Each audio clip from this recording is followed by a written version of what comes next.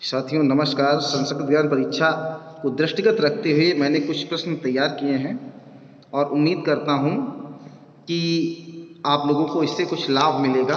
संस्कृत ज्ञान परीक्षा की दो पुस्तकें हैं। पहली है श्रीमद् भगवत प्रश्नोत्तरी। ये पुस्तक है, इससे भी कुछ प्रश्न पूछे जाने हैं। इसमें भगवान श्री कृष्ण और अर्जुन संवाद जो है उससे संबंधित प्रश्न हो जाएंगे। और दूसरी पुस्तक है आर्ष साहित्य का संक्षिप्त परिचय, और इससे संबंधित कुछ प्रश्नोत्तर होंगे। तो प्रयास रहेगा कि ऐसे प्रश्न आप लोगों को उपलब्ध कराया जाए जिससे कि संस्कृत ज्ञान परीक्षा में कोई दिक्कत ना हो। तो मैं शुरू करने जा रहा हूँ। कुछ प्रश्न हैं संस्कृत ज्ञान परीक्षा।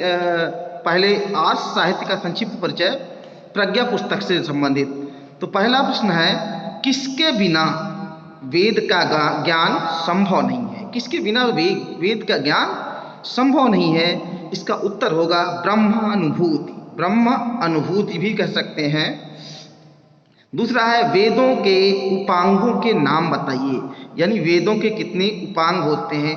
तो वेदों के उपांग है दर्शन, स्मृति, पुराण, इतिहास, उपवेद। अगला प्रश्न है, उपनिषद किस नाम से प्रसिद्ध हैं? तो इसका उत्तर होगा वेदांत के नाम से। अगला है ईशोपनिषद। ईशोपनिषद किसका 40वां अध्याय है? तो होगा शुक्ल यजुर्वेद का। अगला प्रश्न नंबर 5 है, वेदों का विस्तार किसके द्वारा किया गया? इतिहास पुराणों द्वारा।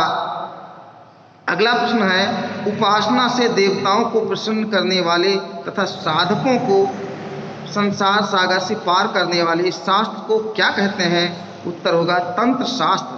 अगला प्रश्न है, विष्णु, शिव और शक्ति की उपासना से संबंधित रखने वाले क्रमशः 3 प्रधान आगम कौन कौन से हैं? तो 3 आगम हैं, वैष्णव, शैव, शाक्त। प्रश्न नंबर 8 है, समयाचार में किन नाम से 5 संहिताएं प्रमाणित हैं? तो उत्तर होगा शुभ, आगम, पंचक, इन 3 नामों से हैं। अगला प्रश्न है, शिव के मुख से कितने तंत्र प्रकट हुए हैं? तो शिव के मुख से 28 तंत्र प्रकट हुए हैं। प्रश्न नंबर 10 है, तंत्र, यामल और डामर को किन ग्रंथों के नाम से जानते हैं? तो तंत्र को सात्विक नाम से, यामल को राजसिक नाम से, डामर को तामसिक नाम से जानते हैं। अगला प्रश्न है, वेदों से लेकर के निबंध ग्रंथों तक की परंपरा को क्या कहा जाता है? तो निगम या निगम शास्त्र कहा जाता है। प्रश्न नंबर 12, वेदों की शाखाएं कितनी हैं? वेदों की 1131 1131 शाखाएं हैं। 4 संहिताओं का निर्माण किसने किया है? उत्तर है महर्षि कृष्ण द्वैपायन ने किया है। प्रश्न नंबर 14 है, संपूर्ण आर्ष साहित्य किन 2 भागों में विभाजित है? तो उत्तर होगा निगम और आगम। प्रश्न नंबर 15 है, अष्टक क्रम के अनुसार संपूर्ण ऋक् संहिता में कितने वर्ग हैं? तो 200 वर्ग हैं। अगला प्रश्न है, कस्मै देवाय हविषा विधेम, यह पंक्ति किस वेद से ली गई है? तो ऋग्वेद से ली गई है। अगला प्रश्न नंबर 17 है, शौनक संहिता में कितने मंत्र हैं? तो 5977 जो शौनक संहिता में 5977 मंत्र हैं। वेद की जैमिनीय शाखा है, उसका दूसरा नाम क्या है? तलवकार शाखा है। किस ग्रंथ को तंत्र का विश्वकोश कहा जाता है? तो मंत्र महारणों नामक ग्रंथ को कहा जाता है। सौंदर्य लहरी किसकी रचना है? जगत गुरु शंकराचार्य की। तो ये साथियों 20 क्वेश्चन शुरुआत में थे। अब हम कुछ क्वेश्चन ऐसे ले रहे हैं जो हमारे श्रीमद् भगवत गीता से हैं और प्रज्ञा में पूछे जाने की उनकी उम्मीद है। और इन प्रश्नों को निर्माण करने में हमारा जो सहयोग किया है वो श्रीमान कैलाश जी ने किया है। पहला प्रश्न है, गीता महाभारत के कौन से पर्व में है? तो गीता महाभारत के भीष्म पर्व के अध्याय 25 से 42 तक है। दूसरा प्रश्न है, धृतराष्ट्र का क्या अर्थ है? जिसने मोह युक्त होकर बिना अधिकार राष्ट्र को पकड़ रखा है उसको धृतराष्ट्र कहते हैं। गीता में भगवान ने कुल कितने श्लोक बोले हैं? गीता में भगवान ने कुल 574 श्लोक बोले हैं। संजय का अर्थ क्या है? संजय का अर्थ है सत्य की जीत, सम प्लस जय। मां शुचः का क्या अर्थ होता है? इसका अर्थ होता है कि शोक मत कर। गीता का उपदेश कुरुक्षेत्र के कौन से स्थान पर दिया गया है? तो गीता का श्लोक का जो उपदेश है ज्योतिषा ग्राम कुरुक्षेत्र में दिया गया है। गीता के अगला प्रश्न है, गीता के द्वैत मत परक व्याख्याकार का नाम बताओ। वो है माधवाचार्य। अगला प्रश्न है, अर्जुन को गुड़ाकेश क्यों कहा जाता है? अर्जुन निमित्त को जीतने वाला था, इसलिए अर्जुन को गुड़ाकेश कहा जाता है। अर्जुन का नाम पार्थ क्यों पड़ा? अर्जुन प्रथा का पुत्र था। और अगला है, कुरुक्षेत्र की आयु कितनी है? तो कुरुक्षेत्र की आयु 19,088 वर्ष है, 19,088 है। उसके बाद में गीता सुगीता कर्तव्य, यह किसने कहा? ये स्टेटमेंट किसके द्वारा कहा गया है? ये स्टेटमेंट श्री वेद व्यास जी के द्वारा कहा गया है। अर्जुन का नाम धनंजय क्यों पड़ा, या अर्जुन को धनंजय क्यों कहते हैं? युधिष्ठिर के राजसूय यज्ञ के समय अर्जुन ने सभी जनपदों को जीतकर धन संग्रह किया था, इसलिए धन को जय करने वाला धनंजय हो गया। फिर अगला है, पंचम अध्याय का क्या नाम है? गीता के पंचम अध्याय का नाम कर्म संन्यास योग कहलाता है। द्वादश अध्याय का नाम क्या है?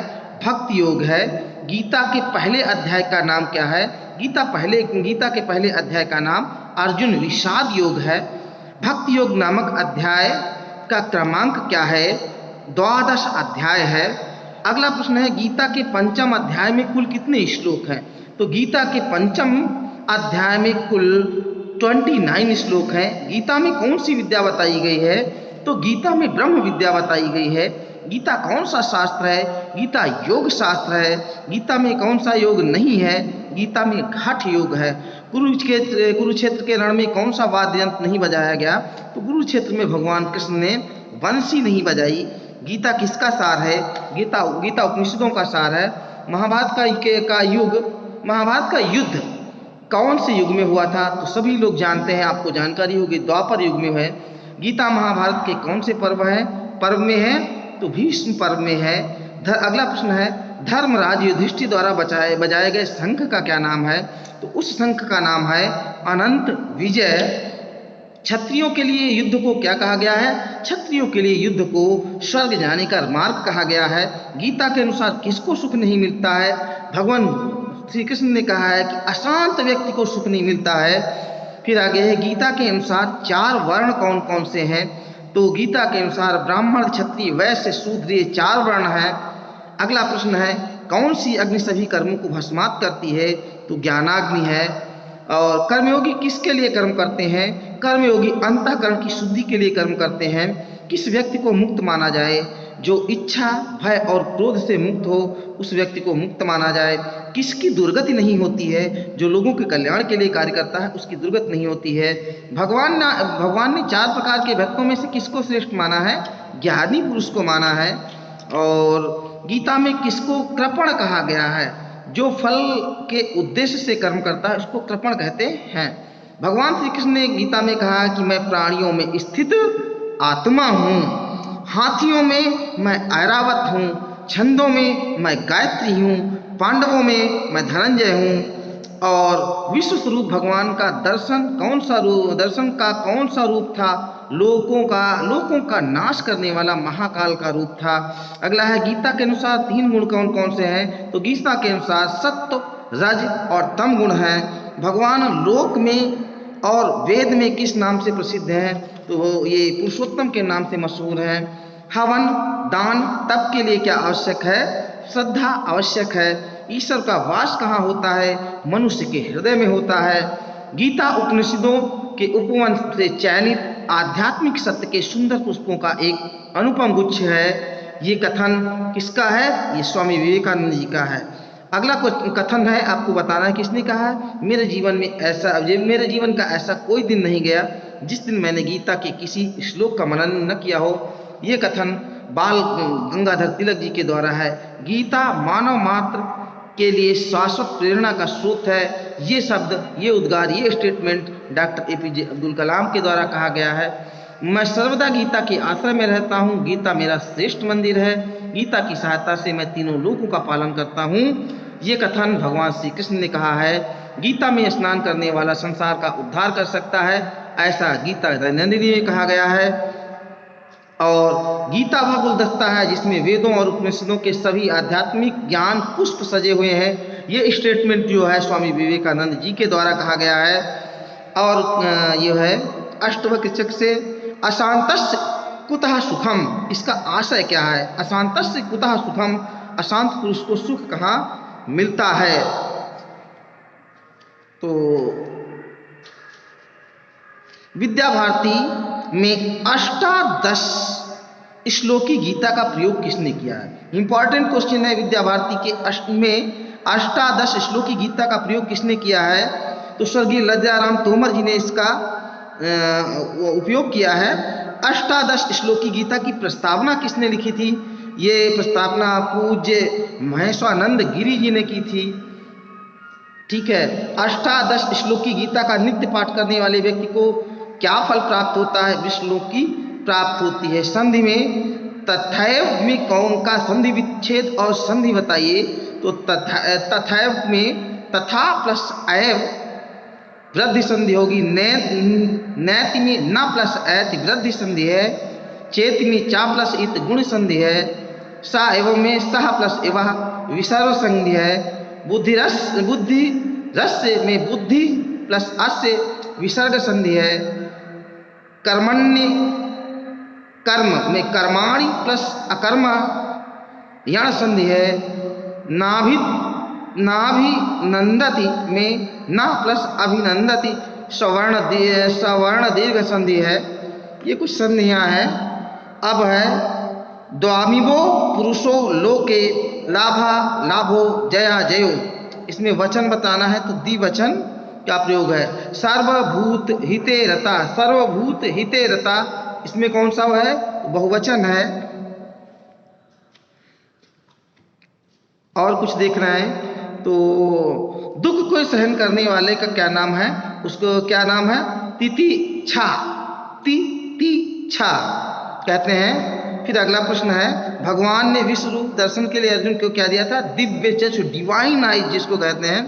अर्जुन ने भगवान के साथ सख्य, दास्य, वात्सल्य, मधुर एवं शांत, इन 5 भावों में से कौन से भाव से संबंध किया है? तो सखा भाव यानी मित्र भाव से किया है। अगला देखेंगे, भगवान का विश्व रूप दर्शन पाने के लिए कौन सी योग्यता योग्यता होनी चाहिए? बस भगवान का दर्शन करने के लिए एबिलिटी क्या है? इसके लिए एबिलिटी है आपको, you should be eligible for, माने आपको योग्य होना चाहिए अनन्य भक्ति से। तीनों गुणों को अतिक्रम करने का क्या फल होता है? अमृत प्राप्त होता है। तो ये कुछ प्रश्न हैं। उसके अलावा हम आपको आज साहित्य के पेज संख्या 208 पर ले चल रहे हैं। 208 जो है, यहाँ से 208 से हम 232 तक आपको लेकर के चलेंगे। पहला सवाल है, ऋग्वेद के किस सूक्त में परमात्मा से स्वराष्ट्र के लिए उत्तम संतान पैदा करने की कामना की गई है? तो साथियों, ऋग्वेद के इंद्र सूक्त इसमें कामना की गई है। उसके बाद में अगले प्रश्न पर हम आते हैं कि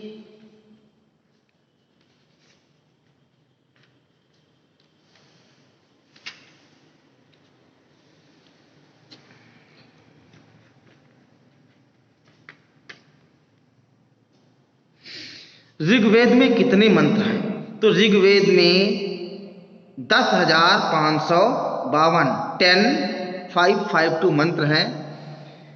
चरैवेति का आशय क्या है? अर्थ क्या है? इसका अर्थ होता है चलते रहो, चलते रहो। किस देवता की नाराजगी से हरिश्चंद्र को जलोदर रोग हो गया था? तो वरुण देव की नाराजगी से हरिश्चंद्र को जलोदर रोग हो गया था। निरंतर परिश्रम करने वाले को क्या प्राप्त होती है? तो धन संपदा प्राप्त होती है। निरंतर चलने वाले क्या होते हैं? सदैव सफल होते हैं। निरंतर चलने वाले का भाग्य साथ देता है, यानी अगर पूछा जाए कौन साथ देता है तो भाग्य देता है। अंगड़ाई यानी जमाई लेने वाले का पुरुष किस युग में पहुंच जाता है? तो द्वापर युग में पहुंच जाता है। आख्यान का मूल उद्देश्य क्या होता है? उत्तर है आत्मा का उद्बोधन।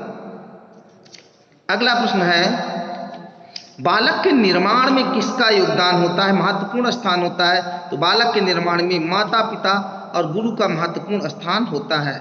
ज्ञान रूपी गंगा का प्रवेश द्वार क्या होता है? उत्तर है गुरु भक्ति। भगवान विष्णु द्वारा धरती को यानी पृथ्वी धरा देवी को किस ग्रंथ में उपदेश दिए गए हैं? यानी आपको उस ग्रंथ का नाम बताना है। तो उस ग्रंथ का नाम है वैष्णव धर्मशास्त्र। इसको विष्णु धर्म सूत्र भी कहते हैं। गृहस्थ की संपत्ति कितने प्रकार की होती है? तो गृहस्थ की संपत्ति साथियों 3 प्रकार की होती है। शुक्ल धन, इसको उत्तम धन भी कहा जाता है। सबल धन, इसको मध्यम कहा जाता है। आश्रित धन, इसको अधम धन कहा जाता है। किस धन को निकृष्ट कोटि का धन कहा जाता है? आश्रित धन या कृष्ण धन को कहा जाता है, ब्लैक मनी कहा जाता है। अगला है कि भारतीय शल्य चिकित्सा की खोज सुश्रुत ने कब की थी? यानी प्लास्टिक सर्जरी होती है जिसमें दैहिक होता है, कब की थी? तो ईसा से बहुत पहले की थी। अगला है अग्नि कितने प्रकार की होती है? तो साथियों अग्नि 4 प्रकार की होती है। मंदाग्नि, तीव्राग्नि, समाग्नि, हविषाग्नि, ये 4 प्रकार होते हैं। आयुर्वेद के प्रथम प्रवर्तक किसे कहा जाता है? आयुर्वेद के प्रथम प्रवर्तक ब्रह्मा जी को कहा जाता है। बाल चिकित्सा के प्रवर्तक किसको कहा जाता है? कश्यप ऋषि को बाल चिकित्सा का प्रवर्तक कहा जाता है। दशमलव की खोज भारत में कब हुई? तो दशमलव की खोज भारत में 400 ईसा पूर्व हुई। अगला प्रश्न है, रेखा गणित का भारतीय नाम क्या है? यानी रेखा गणित को भारतीय किस नाम से जानते हैं? तो शुल्ब, SHULB, शुल्ब नाम से जाना जाता है। पाई का मान कितना होता है? पाई का मान 3.1423 होता है। अब्दुल फजल ने किस ग्रंथ की रचना की? तो अब्दुल फजल ने आईने अकबरी की रचना की है। कणाद ऋषि किसके पुत्र थे? तो कणाद ऋषि कश्यप वंश के उलूका के पुत्र थे। तो ओवरऑल कह सकते हैं कणाद ऋषि उलूका के पुत्र थे।